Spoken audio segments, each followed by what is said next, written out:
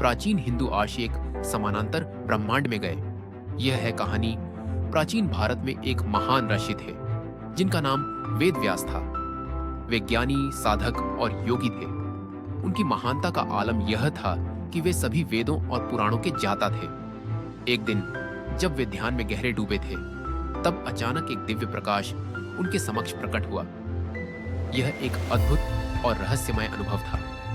वेद व्यास ने उस प्रकाश को ध्यान से देखा और अचानक एक अद्भुत द्वार उनके सामने प्रकट हुआ। वह द्वार एक समानांतर ब्रह्मांड की ओर ले जा रहा था। जैसे ही उन्होंने उस द्वार के पार कदम रखा, उन्होंने देखा कि वह एक पूरी तरह से अलग संसार में है। वहां का वातावरण भव्य और अद्भुत था। इस नए ब्रह्मांड में आर्षियों और संतों की एक अद्भुत सभा थी। यहाँ एक अजीब सी शांति और दिव्यता फैली हुई थी। वेद व्यास ने देखा कि यहाँ सभी लोग एक दूसरे के साथ प्रेम और सद्भाव के साथ व्यवहार कर रहे थे। हर कोई अपनी अपनी शक्तियों का उपयोग करके इस ब्रह्मांड को और भी सुंदर बना रहा था।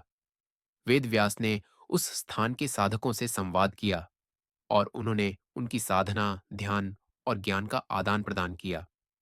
उन्होंने सीखा कि इस पार्लेल यूनिवर्स में ऊर्जा और प्रेम का अद्भुत संचार है जो सभी जीवों को जोड़ता है। यह उनके लिए एक नया अनुभव था। कुछ समय बाद वेद व्यास ने निर्णय लिया कि उन्हें अपने मूल ब्रह्मांड में लौटना चाहिए।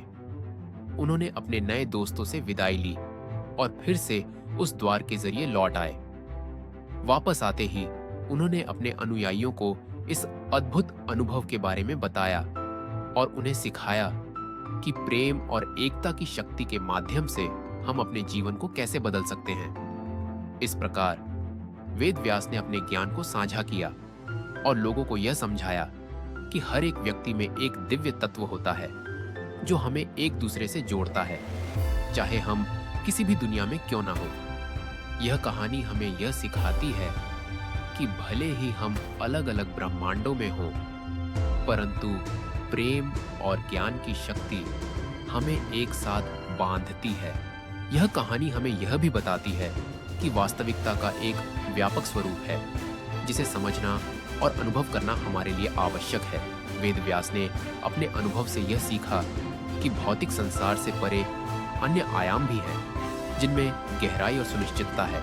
वापस लौटने के बाद वेद व्यास ने अपने अनुयायियों को बताया कि साधना की राह में प्रेम और एकता का होना अत्यंत महत्वपूर्ण है। उन्होंने उन्हें सिखाया कि कैसे ध्यान और साधना के माध्यम से हम अपने भीतर के दिव्य तत्व को खोज सकते हैं। उन्होंने एक नया दृष्टिकोण प्रस्तुत किया, एक दृष्टिकोण जिसमें भौतिकिटी से परे जाकर अदृश्य संबंधों को समझा जाए।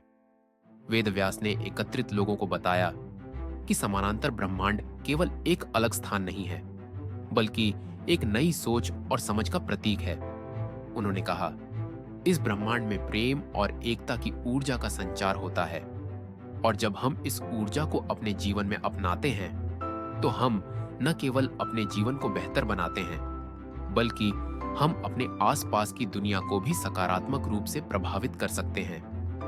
वेद व्यास के अनुयायी उनके इस संदेश से प्रेरित हुए। उन्होंने ध्यान और साधना का अभ्यास शुरू किया और अपने जीवन में प्रेम और एकता की सजगता को अपनाने का प्रयास किया।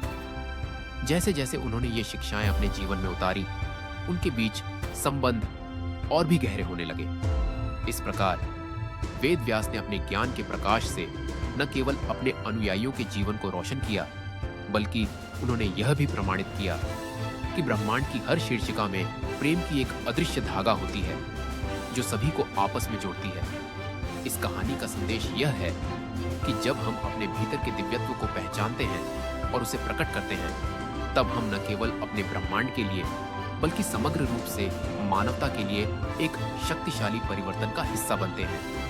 हमें यह स्मरण रखना चाहिए कि चाहे हमारे आसपास की दुनिया या दूसरे आयाम हो, प्रेम और चेतना की शक्ति हमारे किसी भी ब्रह्मांड में हमें एक दूसरे से जोड़ती है।